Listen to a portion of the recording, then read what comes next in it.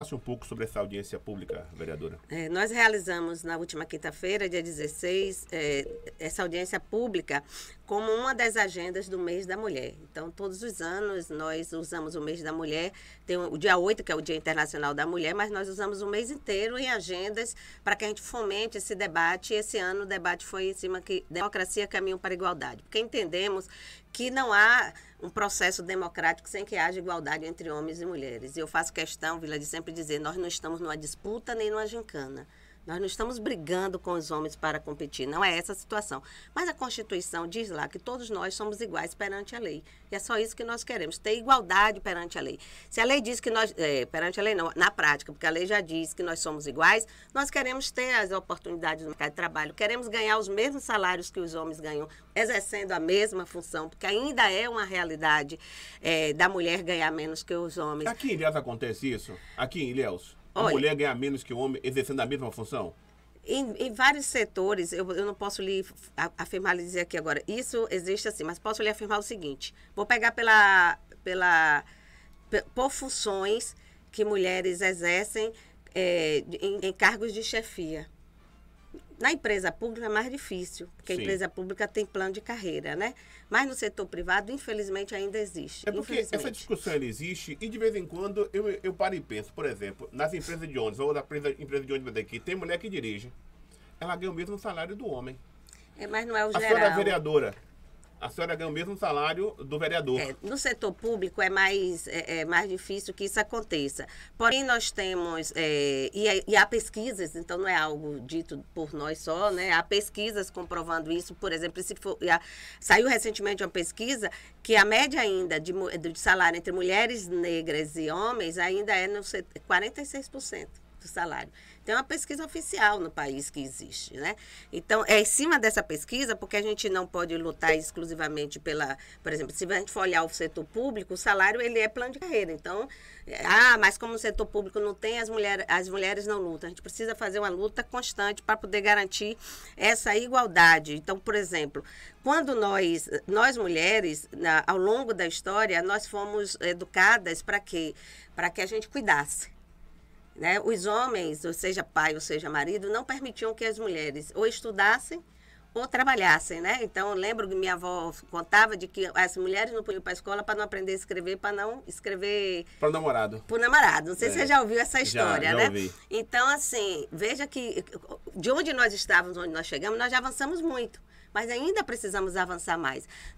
Nós queremos, quando nós fomos para o mercado de trabalho, os homens disseram, as mulheres tudo bem, pode trabalhar, mas tem que ser em profissões específicas. Aí nós fomos ser professoras, enfermeiras, observe essa categoria, como é lotada de mulheres até hoje, porque culturalmente foi criada assim.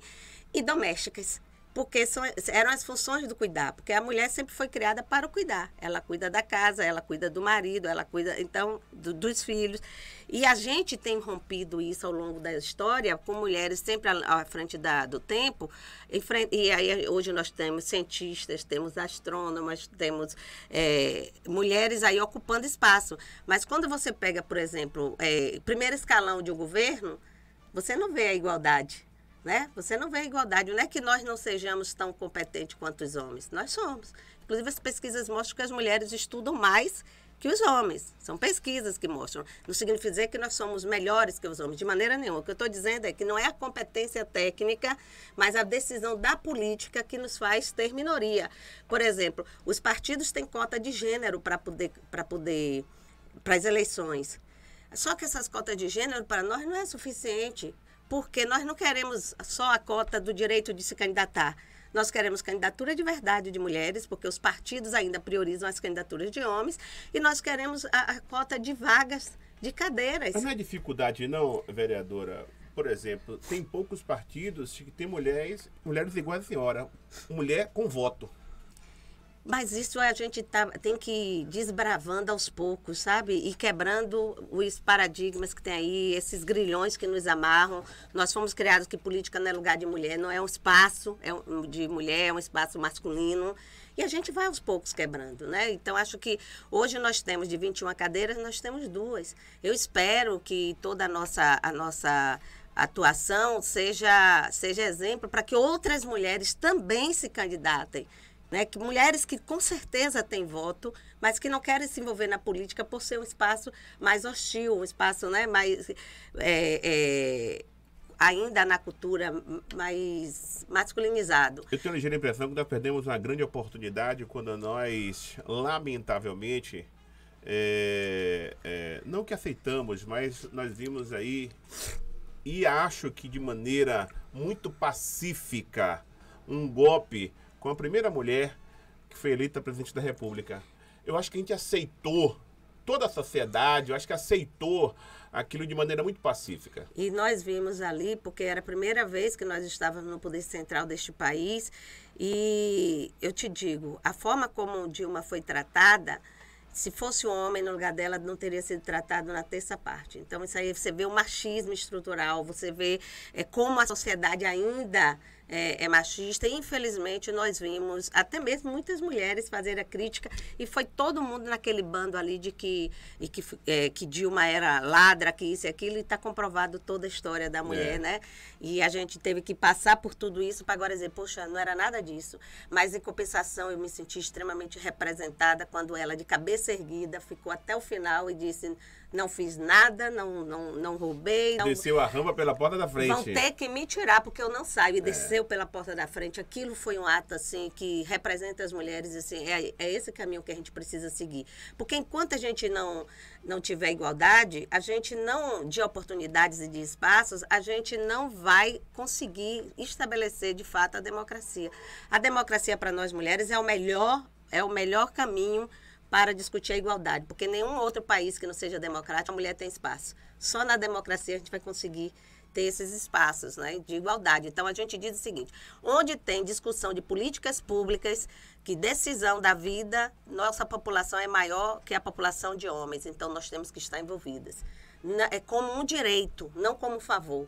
Por isso que a gente fez uma lei de igualdade nos conselhos municipais, e estamos pedindo, acompanhando, cobrando para que seja seguido. Eu ia perguntar exatamente isso da senhora. O projeto de lei que já foram votados ou aprovados, que já viraram lei, que possa beneficiar as mulheres de Ilhéus especialmente. Então, esse projeto de lei diz lá que o mínimo 50% da composição tem que garantir o gênero, tem que ter mulheres. Então, por exemplo, o Conselho do Transporte não está, é novo a composição. Não é que ia terminar ou impedir os mandatos dos demais. À medida que for renovado, tem que garantir. Então, nós já solicitamos ao Executivo de que ele reveja o decreto que nomeia para garantir a paridade, certo? Pode até ter mais que 50%, mas menos não pode. Aí as pessoas perguntam assim, como é que vai garantir isso? Olha, se o segmento de sindicato, por exemplo, tem uma vaga, um titular e um suplente, ele não pode mandar 2 homens, ele tem que mandar pelo menos um homem e uma mulher. Certo? Isso que vai garantir a paridade. E é esses espaços que nós precisamos começar a preencher. Porque na hora que a gente estiver discutindo políticas públicas, a gente vai se engajando mais e vamos abrindo essa frente ampla aí para que a gente possa buscar mudar. Porque eu digo sempre, eu estou aqui hoje com direito à fala porque minhas antepassadas brigaram por isso. Muitas morreram por isso. E minha obrigação enquanto mulher é que eu também possa fazer essa luta, dar continuidade a essa luta, para que a próxima geração de mulheres encontrem o caminho aberto e vá atrás de novos desafios. Então, muitos nós já conseguimos. Vila, você vê que agora... Estamos completando 91 anos de que a mulher conquistou direito a voto, né? Voto, exatamente. E olha que não fomos todas que conquistamos. Na época, só quem era alfabetizada e quem tinha carteira assinada. Então, não eram todas, é só a elite. Mas você vê como tem um julgo do machismo que a gente não debate. Só agora, em 2023, a mulher pode decidir sozinha se ela quer ligar ou não. Porque até o ano passado ela tinha que ter autorização do marido ou do pai para ligar. Então, observe, a mulher às vezes tem casos em que o casal combina, beleza, mas não é assim. Nós temos mulheres com 4, 5 filhos, não querem mais engravidar, mas o homem não aceita que ligue e não liga. Não ligava, né? Então, veja quanto tempo agora nós viemos ter o direito de dizer, é meu corpo, eu não quero mais engravidar. Então, eu quero ligar. Mas antes a mulher não tinha esse direito. Era o marido ou o pai que tinha que autorizar. Eu digo porque eu passei por isso. Quando eu decidi que queria ligar, eu tive que ir, na época, com meu marido lá para ele autorizar o médico. Porque apesar de ser meu médico há anos, ele dizia, eu não posso te ligar se não tiver autorização do seu marido. Entendeu? Então, são fardos que a gente vai carregando que parece que se transforma como se fosse normal e a gente não pode aceitar isso como normal. Aí você falou dos projetos de lei. Para além desse que eu falei da igualdade, nós temos alguns projetos de lei que a gente debateu, principalmente a partir da Frente Parlamentar de Mulheres, de que é importante para nós, para a nossa luta. Por exemplo, o Centro de Referência para Agressores.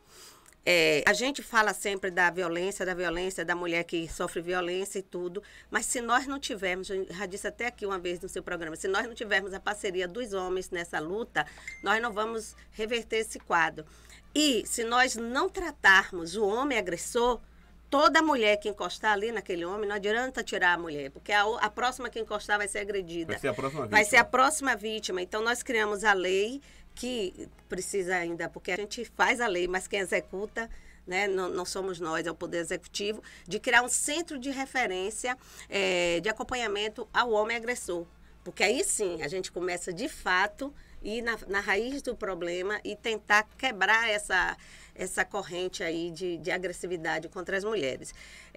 E essa é outra lei, eu sempre faço questão de dizer que não é uma lei da vereadora Nilda, é uma lei do debate das mulheres na frente parlamentar, onde a gente vai discutindo as nossas dificuldades, o que a gente precisa, e a gente vai formatando esses projetos de lei e nosso mandato vai trazendo isso. Nós temos a lei das doulas, que também foi a partir desse debate, porque Ilhéus hoje tem uma lei que diz que o hospital não pode se negar a que tenha doulas. Doulas são as mulheres que acompanham. Eu ia perguntar isso, o que é doula, vereadora? Então, nós temos diversas mulheres profissionais com curso sobre isso, que acompanham, orientam o parto de outra mulher. Então, ela faz todo o acompanhamento e inclusive, na hora do parto, está no hospital, está lá acompanhando. É como se fosse a pessoa de confiança da mulher. A mãezona ali, né? Que vai dar tranquilidade, que vai dar confiança. Exatamente. Que já trabalhou antes com a mulher está preparada, está confortável, porque não é um momento, é um momento de felicidade, mas é um momento de muita dor. E nós, principalmente no parto normal, né? E nós, por incrível que pareça, nós ainda temos muita agressividade dentro dos partos, dentro das salas, né?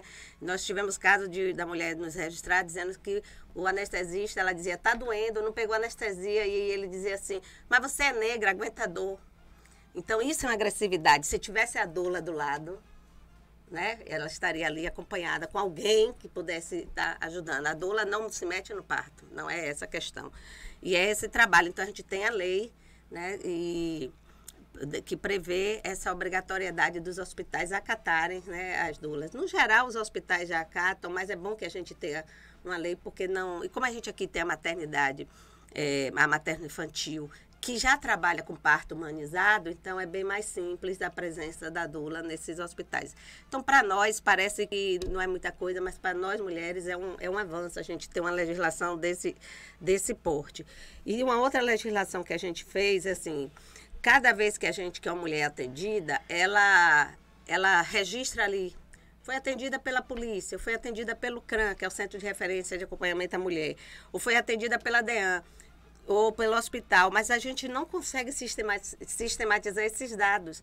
Então, nós aprovamos uma lei que nós damos o nome de Dossiê Mulher, que também estamos cobrando para que seja efetivada, de que haja um sistema único de informações. Então, quando for atendido pelo hospital ou pela DEAN, registre naquele sistema, porque aí a gente vai ter o quadro real para que se faça política pública.